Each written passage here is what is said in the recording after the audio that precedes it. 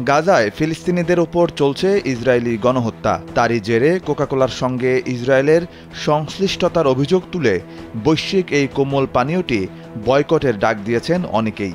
এই অবস্থায় ইসরায়েলের সঙ্গে দূরত্ব বজায় রাখা এবং বিশ্বব্যাপী ফিলিস্তিনপন্থীদের সহানুভূতি আদায়ের চেষ্টা করে যাচ্ছে এই ব্র্যান্ডটি।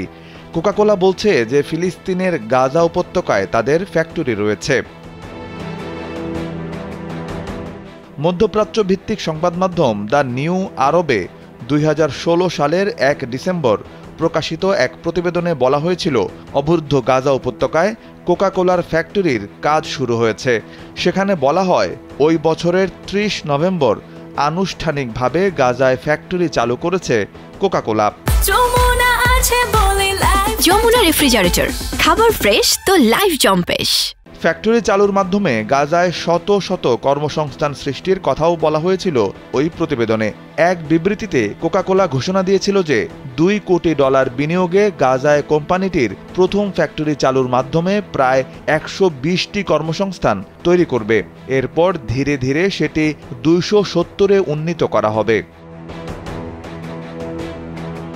ফিলিস্তিনে কোকাকোলার ফ্যাক্টরি খোলার পেছনে মূল ভূমিকা রাখেন ন্যাশনাল বেভারেজ কোম্পানি বা এনবিসির প্রতিষ্ঠাতা ও চেয়ারম্যান জাহি খৌরি। ইসরায়েলে জন্ম নেওয়া এই ধনকুবের একজন খ্রিস্ট ধর্মাবলম্বী। তিনি গাজায় কোকাকোলা প্ল্যান্টের উদ্বোধনকে একটি গুরুত্বপূর্ণ মাইলফলক বলে আখ্যা দেন। যদিও পশ্চিম তীরে এর আগেই এনবিসির আরও 3টি বোতলজাতকরণের ফ্যাক্টরি ছিল। কোকাকোলার অফিসিয়াল ওয়েবসাইটেও গাজায় কোকাকোলার ফ্যাক্টরি পরিচালনার বিষয়টির উল্লেখ রয়েছে। ওয়েবসাইটে বলা হয়েছে, এনবিসি একটি স্বাধীন কোম্পানি, তবে কোকাকোলার সঙ্গে চুক্তিবদ্ধভাবে এটি পরিচালিত হয়। ওয়েবসাইটে দাবি করা হয়, 1998 সাল থেকে এনবিসির সঙ্গে যৌথভাবে গাজায় স্কুল পরিচালনা, রোজায় ইফতার বিতরণ থেকে শুরু করে নানা ধরনের সমাজসেবামূলক কাজ করছে কোকাকোলা।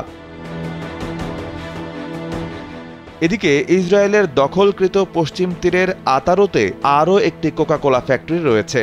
2005 সালে অবৈধ বসতিতে চালু হওয়া ওই ফ্যাক্টরির সমালোচনা করেছে ফিলিস্তিনপন্থী মানবাধিকার গোষ্ঠী the boycott, divestment and sanctions movement BDS ছাড়াও অন্যান্য আন্তর্জাতিক সংগঠন।